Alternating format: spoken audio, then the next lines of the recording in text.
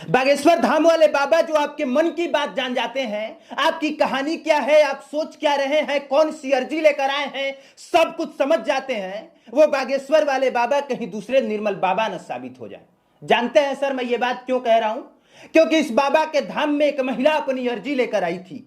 उसके गोद में एक छोटा सा बच्चा भी था और महिला का कहना था कि हमारी शादी हुए 4 साल हो गए, लेकिन 4 साल के बाद भी अभी भी कुछ भी ठीक नहीं है। मतलब इतना खराब है कि हमारे पतिदेव 4 लड़कियों से संबंध रखते हैं, माफिया हैं और चोरी डकैती छिनैती सब करते हैं।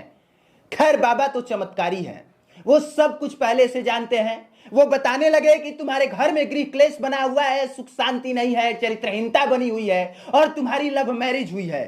जैसे ही बाबा ने कहा कि तुम्हारी लव मैरिज हुई है, महिला ने नाम एवं अपनी मुंडी हिला दी और यहीं पर पूरी कहानी पलट गई। अब अगर आपने वीडियो यहां तक देख लिया है तो आपसे निवेदन है कि इस लंबी वीडियो को पूरा ही देख के जाइएगा। अगर मैंने आपके बंद पड़े दिमाग के नस को खोल न दिया तो मान लीजिएगा कि कुमार अभिनव फैक्ट पर नहीं, ऐसे ही हवा में बातें करता है। जैसे ही बाबा ने कहा कि लव मैरिज हुई है, महिला ने कहा कि ऐसा कुछ नहीं है, बाबा तिलमिला गए। बाबा बोले कागजी कार्रवाई हुई है, बाबा बोले परिवार के खिलाफ हुआ है, सर्टिफिकेट सर्टिफिकेट सर्टिफिकेट। महिला ने हाँ कहा। लेकिन अगर आप उस वीडियो को ध्यान से देखेंगे तो आपको ऐसा लगेगा कि महिला कहना ना चाह रही है, पर बाबा या भीड़ के दबाव में कह हाँ रही है। खैर सच जो भी हो, बाबा ने कहा तो फिर तुम झूठ क्यों बोल रही हो? फिर हम और आगे बढ़ जाएंगे और आगे बढ़ जाएंगे तो तुमको बुरा लग जाएगा। तुम भी कम नहीं हो, तुम्हारा पति 3-3 को गुल खिला रहा है तो तुम्हारा भी एक जगह फंसा रहा, मुन्ना तुम्हारे पीछे पड़ा है, वही क्लेश मचा रहा है। बाबा आपके इस चमत्कार को नमस्कार है। महिला ने भी हाँ कह दिया, यानी महिला भी मान गई कि हमारा फंसा है, हमारे पीछे मुन्ना पड़ा है और हम भी चरित्रहीन हैं। लेकिन बाबा जरा बताइए कि किसी महिला को भरे महफिल में जलील करने वाला संतई आपने कहां से सीखा? बाबा जरा बताइए किसी महिला के चरित्र पर सवाल उठाना, वो भी हजारों लाखों की भीड़ में, और फिर उसी से स्वीकार कराना कि तुम कहो हाँ, ऐसी वाली महात्मागिरी आपने कहां से सीखी है? बाबा जरा ईमानदारी से बताइए कि अगर आप सच में चाहते थे कि उस महिला का कल्याण हो और आप पर हनुमान जी की इतनी ही कृपा दृष्टि बरसती है, तो आपको तो पहले ही पता चल गया होगा कि महिला कौन सी अर्जी लेकर आई है। और जब पहले ही पता चल गया होगा तो आपको यह भी समझ में आ गया होगा कि महिला जो बात कह रही है वो हजारों लाखों लोगों के भीड़ में नहीं होनी चाहिए। आपको कह देना चाहिए था कि तुम माइक नीचे रख दो और जो भी तुम्हारी बात है तुम चुपचाप बोलो, मैं उसे सुनूंगा और उसका निवारण भी कराऊंगा। महिला माइक रख देती, महिला अपनी समस्या बताती और फिर आप भी बता देते कि तुम भी कम नहीं हो। लेकिन आपने तो वो कमाल का काम किया जो आज तक से महर्षि दुर्वासा, महर्षि विश्वामित्र, वशिष्ठ किसी ने नहीं किया।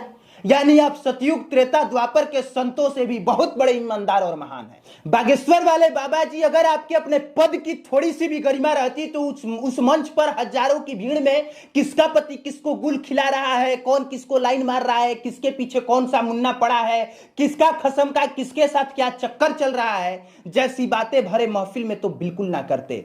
और अगर कर भी देते तो उसे सोशल मीडिया पर अपलोड नहीं करते, और अगर आपने अपलोड भी कर दिया तो किसी महिला का इस तरह से तो महिमा मंडन बिल्कुल ना करते। और एक बात एकदम ईमानदारी से बताइएगा बागेश्वर वाले शास्त्री जी, कि अगर उसका पति इस तरह का है भी और अगर पत्नी भी उसी तरह की है, यानी पति से पत्नी बिल्कुल कम नहीं है, तो उस पत्नी के चरित्र पर सवाल उठाकर उसे दागदार कर भरी महफिल में उसकी कहानी बता के, उसे सोशल मीडिया पर बता के आप उसका पति के साथ रिश्ता कैसे सुधार देंगे? सच तो यह है कि आप उसका रिश्ता सुधार नहीं देंगे, बल्कि उसे और बदनाम करके वो जिस पोजीशन पे खड़ी है वहां से और 4 हाथ नीचे गिरा देंगे।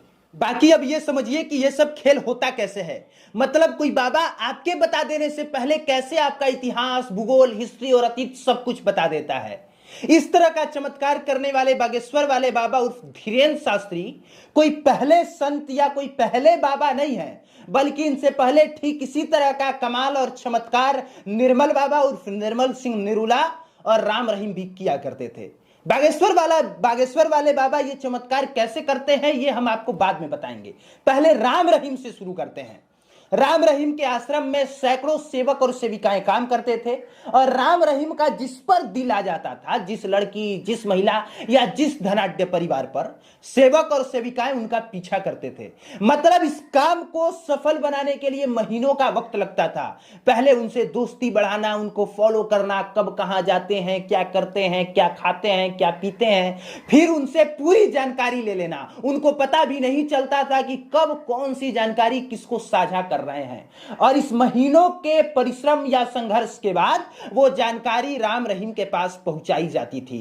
राम रहीम फिर उससे मिलने के लिए बुलाते थे और जैसे ही राम रहीम अकेले में बैठ के एक एक कहानी बताना शुरू करते थे, जैसे ही बताते थे तुम्हारे पापा का नाम ये है, तुम्हारी मम्मी का नाम ये है, तुम्हारे पापा इस समस्या में है, इतने कर्जे का लोन है, तुमको इस तरह का नौकरी चाहिए, तुमको इस तरह का लड़का चाहिए, फलान ढिमकान, वैसे ही जो भी लड़की रहती थी वो आश्चर्य से उसकी आंखें फटी की फटी रह जाती थी।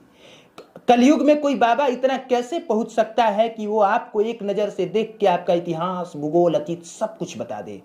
इसके बाद बाबा जो कहते थे वो कोई भी लड़की हो, कोई भी महिला हो, कोई भी धनाढ्य परिवार हो, करने के लिए बाध्य हो जाता था। बाध्य इसलिए नहीं क्योंकि बाबा जबरदस्ती करवाते थे, बाध्य इसलिए क्योंकि बाबा ने जब इतिहास और भूगोल बता दिया तो फिर दिमाग के नस पर ऐसी पट्टी बन जाती थी जिसके न इधर देखने की इच्छा होती थी ना उधर। राम रहीम का खेल और साम्राज्य ऐसे ही वर्षों तक चलता रहा और इस बात की भनक किसी को लगी नहीं, और जिसको लगी उसको मौत के घाट उतार दिया गया। रही बात निर्मल बाबा उर्फ निर्मल सिंह निरुला की, तो ये भी बाबा कुछ समय पहले किसी आदमी के सामने खड़े होते ही बता देते थे कि तुम क्या सोच रहे हो, तुम्हारे पॉकेट में पर्स है तो काले रंग का पर्स है तो व्हाइट कलर का पर्स रखो तब कृपा आएगी, तुम व्हाइट कलर का शर्ट पहन के ऑफिस जा रहे हो, कल से ब्लैक कलर का पहन के जाओ तब कृपा आएगी, तुम्हारे घर में गाय कौन सा चारा खाती है तो कौन सा चारा खिलाओगे तो कृपा आएगी। इस तरह के अजीब अजीब वाक्य बता के निर्मल बाबा ने भी बहुत पैसा बनाया। मतलब इतना पैसा बनाया, इतना पैसा बनाया कि सरकार भी हैरान रह गई थी। हैरान भी इसलिए क्योंकि निर्मल बाबा अक्सर अपने भक्तों से कहा करते थे कि तुम जितना कमाते हो अपनी कमाई का 10वां हिस्सा दान दे दिया करो, यानी तुम जितना कमाते हो उसका 10वां हिस्सा दान कर दिया करो। भक्तगणों को लगता था कि दान हम कहां इधर उधर करेंगे, निर्मल बाबा के अकाउंट में दान कर देते थे। और जो निर्मल बाबा पूरे देश को बताते चलते थे कि अपने कमाई का 10वां हिस्सा दान करो, पता चला कि वो निर्मल बाबा के यहां आय से अधिक संपत्ति रखी है। यानी दूसरों को दान की शिक्षा देने वाले निर्मल बाबा खुद अपना धन संचय करके रखते थे। बाकी आसाराम, राधे मां, राम रहीम, भीमानंद, रामपाल, सचिदानंद, इन सब की फ्रॉडगिरी से तो आप लोग अवगत होंगे ही। अब एक एक की कहानी बताने लग जाएं तो वीडियो की लंबाई बहुत ज्यादा हो जाएगी, इसलिए सीधे बागेश्वर धाम वाले बाबा पे आते हैं। चलिए एक बार के लिए मान लेते हैं कि राम रहीम और निर्मल बाबा की तरह बागेश्वर धाम वाले बाबा मैथ फिक्स नहीं कराते हैं। मतलब सच में आपको सामने से देख के आप क्या सोच रहे हैं, कौन सी अर्जी लेकर आए हैं, आपकी कहानी क्या है, समस्या क्या है, सब कुछ बता देते हैं। अगर सब कुछ बता भी देते हैं, बिल्कुल सच है, तो भी इसका मतलब यह नहीं कि वो कोई भक्त हैं या उन पर हनुमान जी की कृपा दृष्टि बरस रही है। चलिए इस बात को अब एकदम आसान भाषा में समझाते हैं। जब किसी बच्चे का जन्म होता है तो उसकी जन्म कुंडली बनाई जाती है, और जब जन्म कुंडली बनाई जाती है तो बनाने वाला पंडित उस बच्चे का जन्म कब हुआ, जब जन्म हुआ तो ग्रह कौन सा ग्रह कौन से स्थान में बैठा था, नक्षत्रों की स्थिति क्या थी, इस ज्योतिष की गणना करके वो उसका फ्यूचर लिखता है। और कई बार वो फ्यूचर 100% सही होता है और कई बार वो पंडित के द्वारा लिखा गया फ्यूचर 100% गलत होता है। जब गलत होता है तो लोगों को लगता है कि ये तो फ्रॉडगिरी हो गई, और जब सही होता है तो लोगों को लगता है कि वो पंडित नहीं वो भगवान है। जबकि सच यह है कि वो उस पंडित ने ना कोई फ्रॉडगिरी की है और ना ही वो पंडित कोई भगवान है। यह है एक ज्योतिष शास्त्र, मतलब ज्योतिष की अच्छे से उसकी गणना करना और उसका समझ रखना। और आसान भाषा में बताएं तो अगर आपकी स्थिति मजबूत है, अगर आप चीजों को ढंग से आपने पढ़ा है, समझ सकते हैं, तो ग्रह नक्षत्रों की स्थिति को देख करके आप किसी का पास्ट और किसी का फ्यूचर बता सकते हैं। यह कोई अंधविश्वास नहीं है, यह हकीकत है और यह स्टडी करने की चीज है। लेकिन अगर कोई उस चीज का स्टडी करके इन चीजों को बता रहा है तो इसका मतलब यह नहीं कि वो कोई फ्रॉड है या फिर वो कोई भगवान है। हाँ, ये सच है कि उन सिद्धियों पर सिद्धि प्राप्त करके आपका भूत बताया जा सकता है, आपका वर्तमान देखकर भविष्य की उद्घोषणा की जा सकती है, पर इसका मतलब ये नहीं कि आप भगवान हो गए। इसका मतलब ये नहीं कि आप वो चमत्कार कर रहे हैं जो इतना अद्भुत है कि उसकी कल्पना भी कोई नहीं कर सकता। मेरी दृष्टिकोण में ये एक ज्योतिष शास्त्र की गणना है, आमजनों की भाषा में चमत्कार है, और मूर्खों के लिए आप भगवान हैं। तो आप भगवान बने रहें, लेकिन एक सच ये भी जान ले कि उनके कह देने से आपकी समस्याएं सारी दूर हो जाएंगी। ना तो आपकी समस्या दूर होने वाली है, ना आपका रोग ठीक होने वाला है, जबकि रोग के लिए आपको अस्पताल ही जाना पड़ेगा, और समस्याओं को ठीक करने के लिए जो उस समस्या का असली निवारक है, आपको उसी के पास जाना पड़ेगा। बस एक छोटे से उदाहरण से ही समझ लीजिए कि महिला आई थी अपने पति वाली समस्या को ठीक कराने। बागेश्वर वाले बाबा ने उनका वर्तमान और भूत बता के उसकी समस्या को इतना बिगाड़ दिया कि शायद अब उसका वो फ्यूचर भी ठीक ना हो पाए। अगर इतनी सी बात से भी अगर आपको समझ ना आए तो फिर इसमें गलती हमारी नहीं है। हाँ, इतना जरूर है कि बागेश्वर धाम वाले बाबा ने इस महिला को देखते ही कह दिया था कि तुम बहुत मुंहफट हो, बात बात में गाली दे देती हो, और गाली देते वक्त तुम्हारा मुंह बिगड़ जाता है। और जैसे ही ये महिला अपने घर गई, सबसे पहले बाबा की कही हुई यही बात बिल्कुल सच हुई, क्योंकि जैसे ही वो घर गई, सबसे पहले बागेश्वर धाम वाले बाबा को ही गाली देती नजर आई। बोली, गाली भी दी और बोली कि कुछ समय के बाद तुम खुद राम रहीम और आसा राम की तरह जेल में रोटियां और चना तोड़ते नजर आओगे।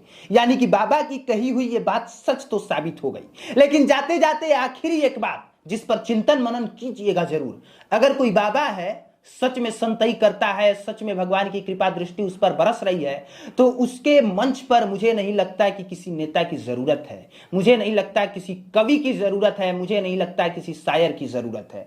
लेकिन उठा के देखिए अपनी नजरें, इन लोगों के मंच पे कैसे कैसे नेता आते हैं, भाषण देते हैं, यहां तक से वो भी प्रवचन करने लग जाते हैं। अभी बागेश्वर धाम वाले बाबा के ही दरबार में मनोज तिवारी जी आए थे, वो भी प्रवचन कर रहे थे।